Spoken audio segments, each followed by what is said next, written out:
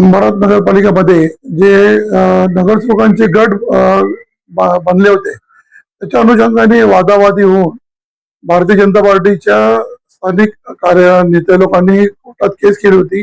हायकोर्टाने नियमानुसार त्यांना कलेक्टरकडे जाण्यासाठी आदेशित केलं होतं आणि कलेक्टरच्या अखत्यारीमध्ये आज निर्णय होऊन कलेक्टरनी आमचा जे गट शिवसेना राष्ट्रवादी काँग्रेस आणि अपक्ष यांचा जे बनला होता त्याला मान्यता दिली आहे आणि 32ा गट आज आमचा मान्य झाला आहे। त्याच्या अनुषंगाने 3 नगरसेवक आणि इतर सभापती या सर्वांवरती शिवसेनाचा आणि जे आमचे सहकारी आहे यांचा आज अधिकार होतो।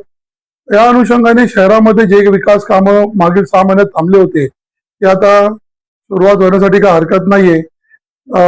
सभापतीच्या निवडणुका जे थांबले होते ते पुढे जाऊन व्हायला पाहिजे आणि हा निकाल आज मोठ्या मनाने कुठं ना कुठं भारतीय जनता पार्टीच्या लोकांनी पण मान्य करून शहर विकासासाठी जे महाराष्ट्र आणि देश लेवलवरती जे पातळीवरती युती आहे शिवसेना बीजेपीची त्या युतीला मान्यता देऊन युतीच्या माध्यमातून शहर विकासासाठी काम करायला एक दिलीने तयार व्हायला पाहिजे हीच मी त्यांना अपेक्षा करतो आणि त्यांना आवाहन करतो की चला आता शहर विकासासाठी अंबरनाथ विकासासाठी सर्व मिळून शहर विकास करूया, शहर लोकांची भलं करूया। ही कामं थांबलेली आहे त्याला पुढे घेऊन जाऊया।